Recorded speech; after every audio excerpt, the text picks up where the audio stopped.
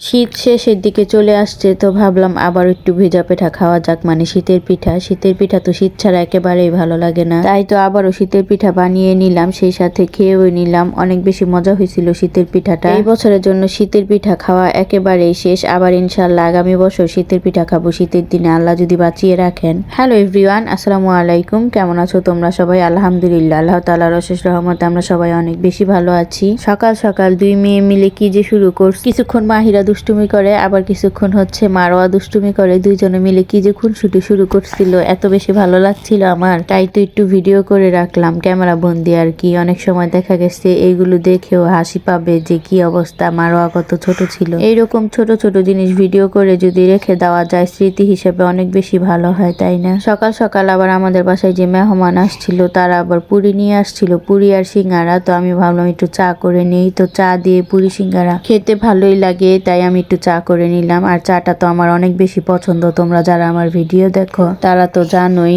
যে আমি চা অনেক বেশি পছন্দ করি। তো এইদিকে আবারও মারোয়া দুষ্টামি করতেছিল, তাই আর একটু ভিডিও করে নিলাম। ও না নতুন তাই দেওয়া শিখছে, মানে তালি দেওয়া শিখছে, তো ওইটাই কিছুক্ষণ পর পর অ্যাপ্লাই করে, ভাবে যে এটা কি, মানে কিভাবে আমি তালি দিতেছি নাকি এটা কেন হচ্ছে, এরকম আর কি।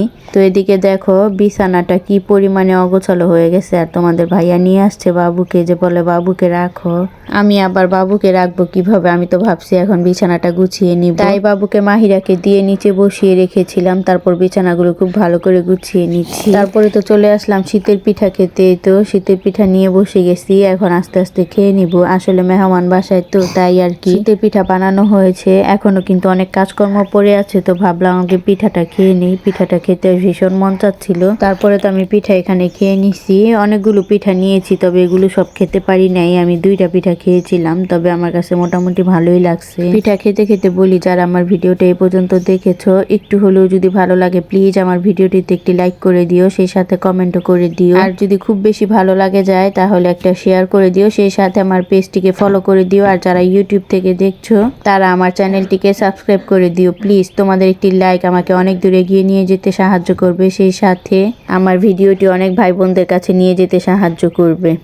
তো আমি তো এদিকে পিঠা খাচ্ছিলাম, এই ভিডিওটা অন করে রেখেছিলাম, আর পিঠাও অনেক বেশি খেয়ে ফেলেছি। আসলে অনেক বেশি ভালো লাগছিল, তো এই কারণেই খাওয়া হয়েছে। আবার ভাবলাম শীতের শেষ পিঠা একটু বেশি করে খেয়ে নেই, নয়তো বা আবার পাবো না, বা অতদিন বাঁচবো কিনা জানিও না, আগামী বছর পাবো কিনা এই শীতের দিন। এখন তো আর মানুষের 2 সেকেন্ডেরও ভরসা নাই, কখন কে মারা যায় একদমই বলা যায় না। আজকে ভালো, মানে এখন ভালো তো একটু পরেই মন্দ, এরকম আর কি অবস্থা। ওই যে পিঠা খেতে খেতে বললাম না যে এখনো আমার অনেকগুলো কাজ পড়ে আছে, তবু আমি চলে এসেছি পিঠা খেতে। আসলে পিঠার লোভটা সামলানো যায় না আর কি।